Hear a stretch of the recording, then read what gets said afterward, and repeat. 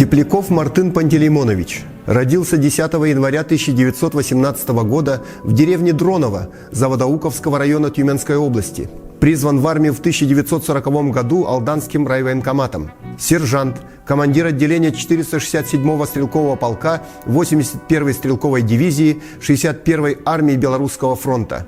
Защищал город Брянск, участвовал в Курской битве. Сержант Мартын Пантелеймонович Тепляков отличился в боях в районе деревни Глушец Лаевского района Гомельской области. В ночь на 1 октября 1943 года под огнем противника с первым десантом бойцы его отделения переправились через Днепр и, открыв огонь, прикрывали переправу роты, отразив 19 ожесточенных контратак противника. В этой операции в рукопашном бою и огнем он лично уничтожил свыше 40 фашистов.